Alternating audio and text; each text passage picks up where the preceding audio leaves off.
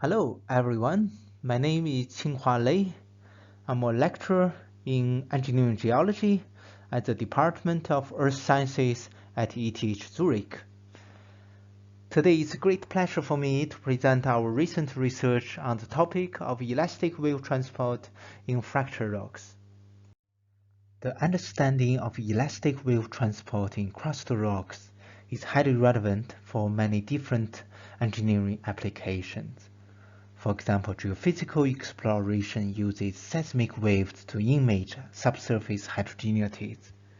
The earthquake hazard assessment also requires a good understanding of the propagation and transport behavior of earthquake waves in the subsurface rock. As we all know, crustal rocks are characterized by the presence of fractures and fracture systems consisting of joints and faults across many different length scales. It is therefore of central importance to understand how these fractures influence the propagation and transport of elastic waves in the subsurface. To study this problem, we developed a numerical model to simulate the spatial temporal evolution of elastic waves in fracture media. Here we solve the elastodynamics equation, which is combined with the displacement discontinuity method for representing the dynamic response of fractures, such that across the fracture the stress field is continuous, but the displacement field is discontinuous, which is controlled by the specific stiffness of fractures in the normal and shear direction. We validated our numerical model against analytical solutions for plane wave propagation across a single fracture.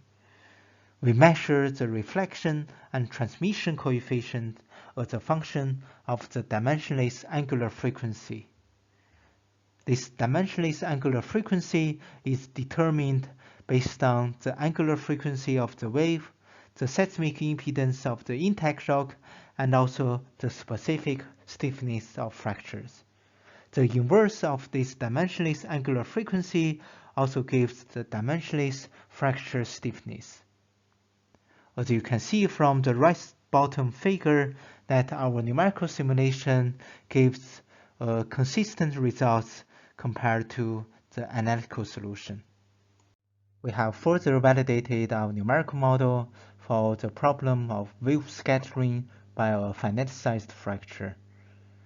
We compare our simulation results to Ray theory, and we got matched results regarding the arrival times of transmitted and diffracted waves by the single fracture.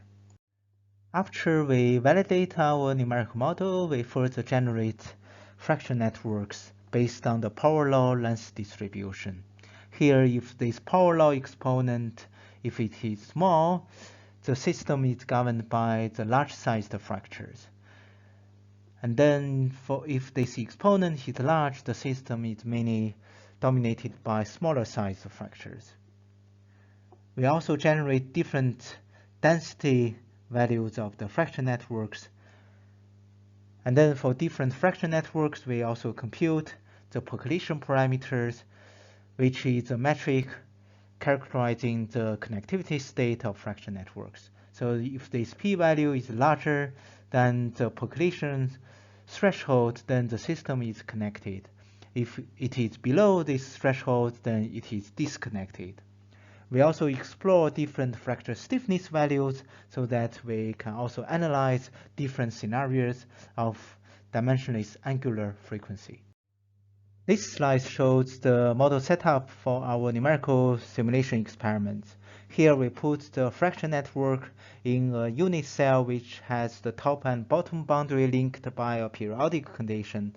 And then this cell is also attached to an absorbing layer at the left and right side to eliminate the unexpected reflected wave by artificial boundaries.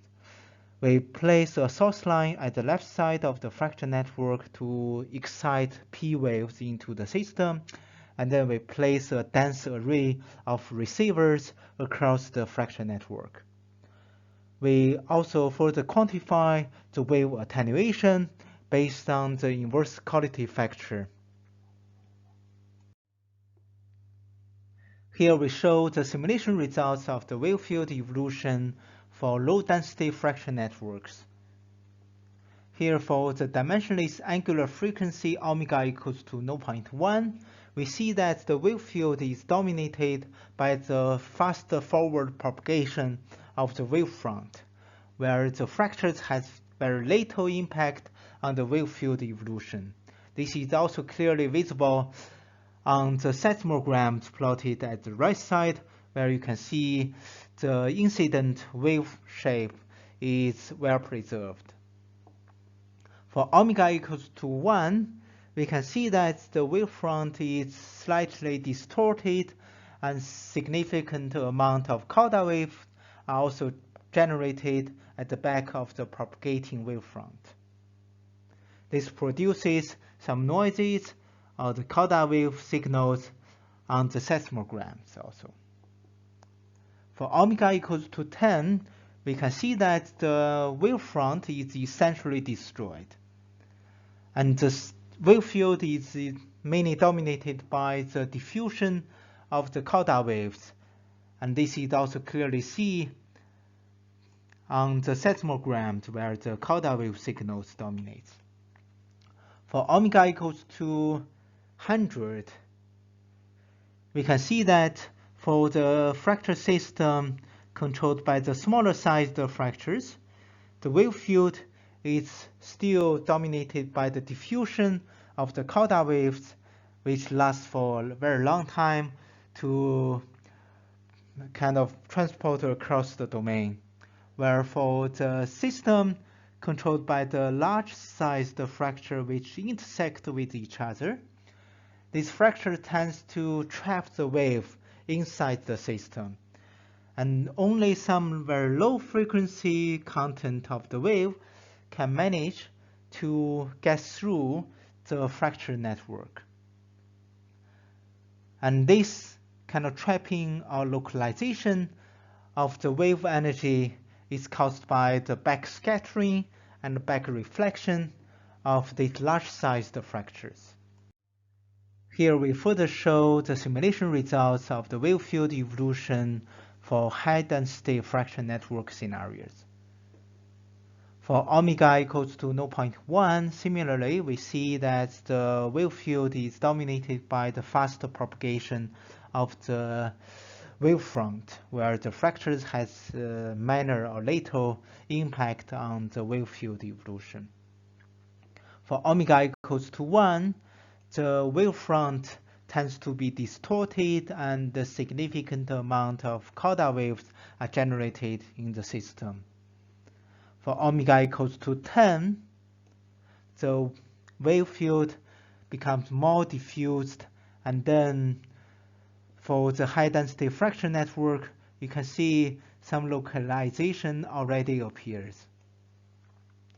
For omega equals to 100, what we see is that for the highly connected fracture system, the waves can only penetrate to a very small depth into the system, and then most of the energy got reflected back out of the domain.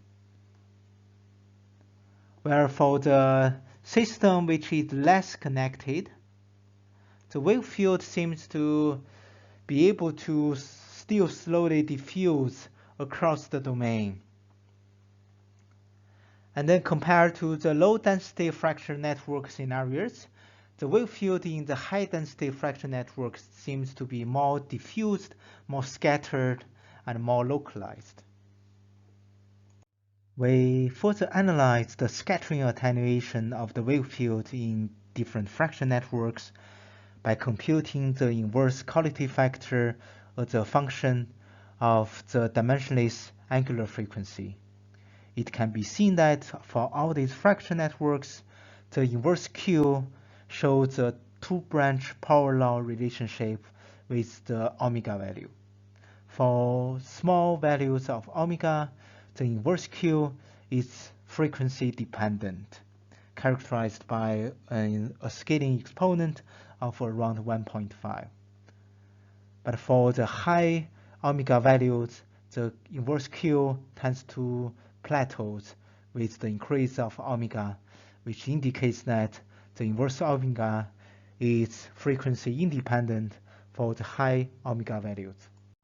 The emergence of this two-branch power law relationship between the inverse quality factor and the dimensionless angular frequency can be explained by the wave field transition from an extended mode, including propagation and diffusion, to a localized mode.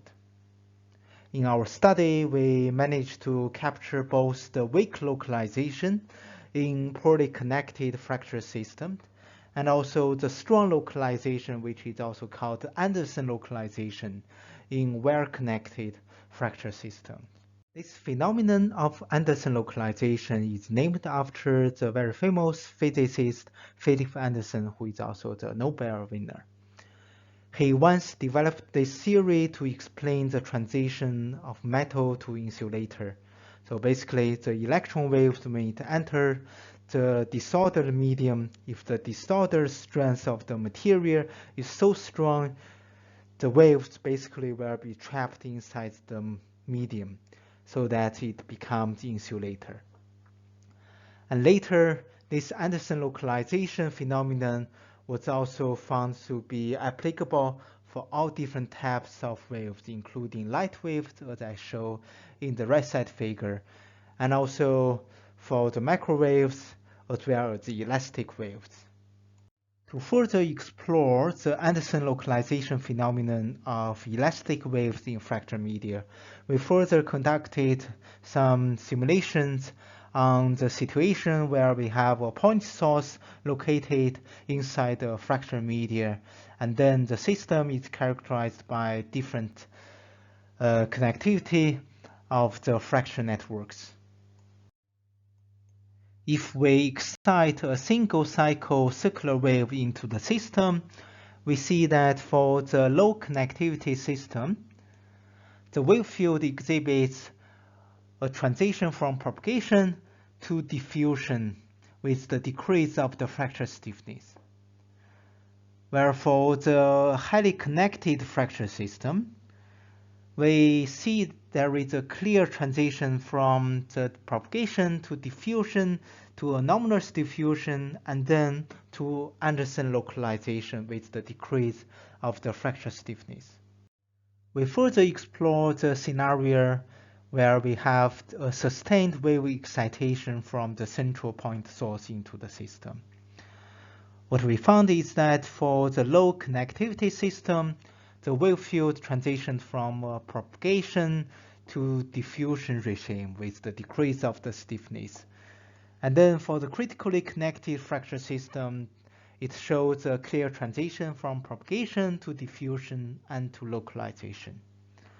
For the well-connected system, we found that for the low fracture stiffness scenario, instead of becoming more and more localized, the wave field also becomes delocalized.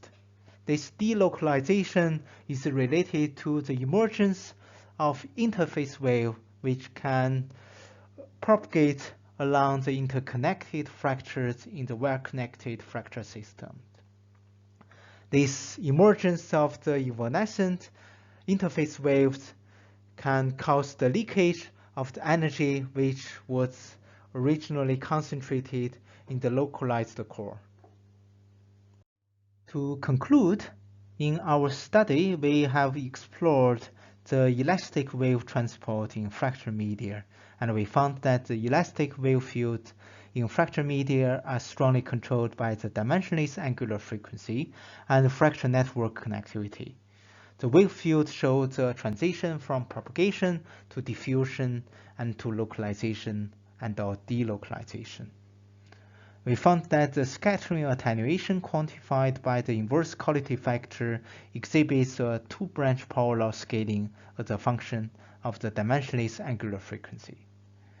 We also document a new observation of the reentrant delocalization of elastic waves, which occurs due to the energy leakage via evanescent waves and cascades of mode conversion.